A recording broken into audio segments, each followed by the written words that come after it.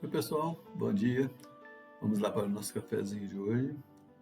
Que Deus possa estar nos abençoando nesse dia maravilhoso que o Senhor preparou para nós. Nós vamos ver hoje os versos 27 a 36 do capítulo 2 de 1 Samuel, onde vamos observar a ação de Deus a respeito da desobediência. Anteriormente, nós vimos que os filhos de Eli estavam procedendo de forma errada perante o Senhor e angariando para si vantagens em relação ao povo, que comparecia a Siló para adorar a Deus com as suas ofertas. Tem um texto lá no livro de Ezequiel, no capítulo 34, versos 1 a 4, que nos diz assim: Veio a minha palavra do Senhor, dizendo: Filho do homem, profetiza contra os pastores de Israel. Profetiza e dize-lhes: Assim diz o Senhor Deus: Ai dos pastores de Israel que se apacentam a si mesmos. Não apacentarão os pastores as ovelhas?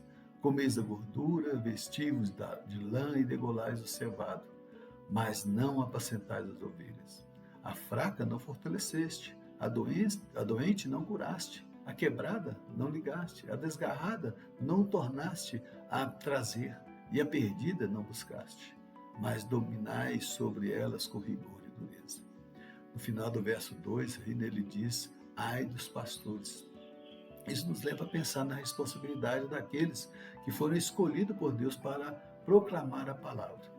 Agora, não podemos ficar pensando que somente os líderes religiosos é que são condenáveis, porque com a vinda de Jesus, né, dando-nos a incumbência de pregar a palavra e ensinar e ajudar o necessitado, se estendeu a todos nós que cremos que Jesus é o nosso único e suficiente Salvador.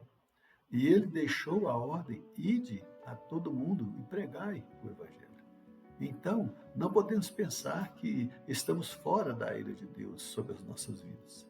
Se pecarmos ou se deixarmos de fazer a vontade do Pai, Ele certamente estará nos corrigindo.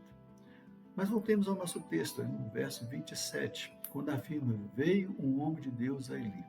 Entendemos que Deus escolhe a pessoa para dar o recado a Eli do que estava para ocorrer em sua vida e de sua família, por causa da desobediência dos seus filhos. E isso pode acontecer em nossas vidas, né? Quando uma pessoa nos fala algo que nos lembra da ação pecaminosa que estamos vivendo. Principalmente quando estamos estudando ou vendo uma pessoa na casa do Senhor ministrando a palavra e diz algumas coisas que nos fazem refletir, às vezes, a respeito de uma ação errada nossa. Esta pessoa, na verdade, é um instrumento de Deus, do Espírito Santo, para nos advertir. Mas observe a palavra de Deus enviou a Eli, lembrando a Eli de que Deus agiu em favor do seu povo, estando ainda cativos lá no Egito e escravos ali naquele lugar. E que havia parte desta linhagem que foi liberta, né, que ele fazia parte dessa linhagem. Nos versos 28 a 29, ele é lembrado de que foi escolhido para sacerdote e poder abençoar o povo. E agora estava desprezando tudo que Deus havia ordenado, que ele estava honrando mais os seus filhos do que o Deus de Israel. Apesar de vermos que Eli havia repreendido seus filhos, mas ele não os afastou das práticas pecaminosas que estavam fazendo. Na verdade, as carnes que eles retiravam das ofertas, pelo meu entender, é que ele também se fartava delas quando ela era levada para a sua casa. A partir do verso 30, Deus vai mostrar a Eli a sua decisão a respeito dos fatos. O verso 30 nos diz: Portanto, diz o Senhor Deus de Israel, na verdade, dissera eu que a tua casa e a casa de teu pai andariam diante de mim perpetuamente. Porém, agora, diz o Senhor, longe de mim tal coisa, porque os que me honram, honrarei, porém os que me desprezam serão desmerecidos. Deus está lembrando Eli da promessa que fez a seus pais no passado, de que a sua casa estaria perpetuamente, ou seja, para sempre, na presença de Deus.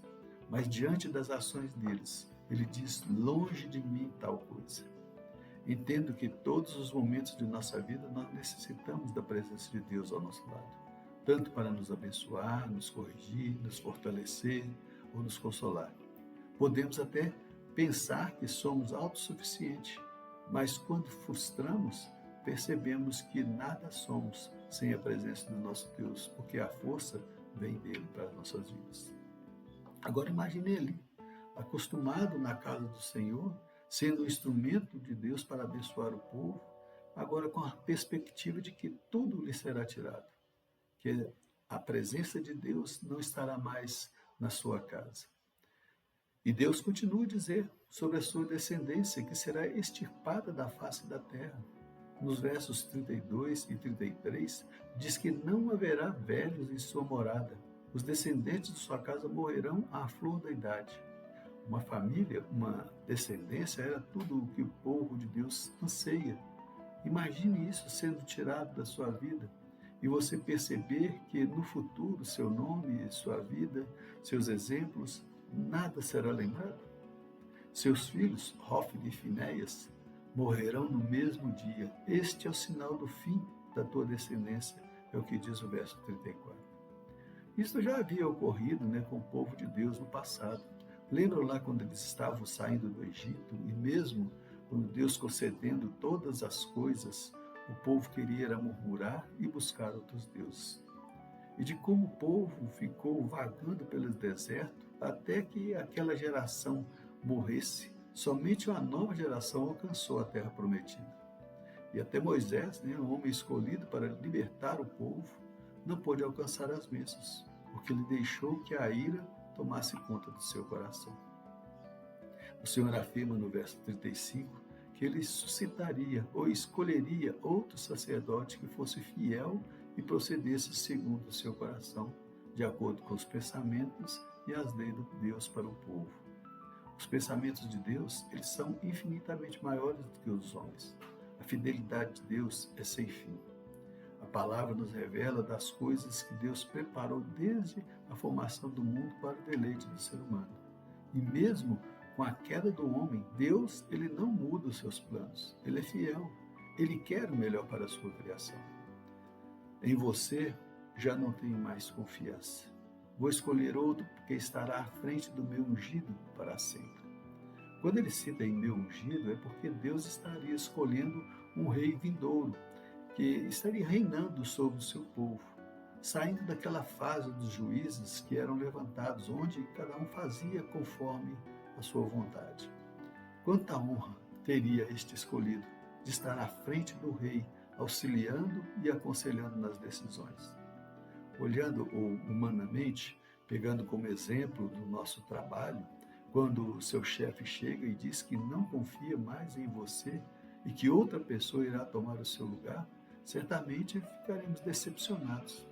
Outro que poderá até ocupar um lugar de destaque no trabalho, sinceramente, eu pensaria em trocar de local de trabalho. No verso 36, Deus fala daqueles que ficariam na linhagem de Eli, seus contemporâneos, mesmo em vista que os sucessores não haveriam mais, é uma visão de que temos que passariam por muitas dificuldades e que deveriam estar se humilhando diante daquele que for escolhido, até para obter o sustento para a sua vida, é o que dizem os versos. Mas que Deus vingativo é esse? Não podemos pensar desta forma, pois Deus é justo, e quem praticou algo errado foi Eli e seus filhos. Então, a justiça de Deus está sendo aplicada em sua vida. Mas foram os filhos de Eli que erraram.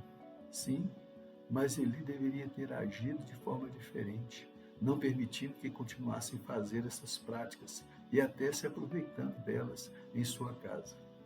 Cabia a eles corrigir os seus filhos. Isso nos leva a pensar na nossa responsabilidade como pais. Hoje é domingo dos pais, que é comemorado, dia 11.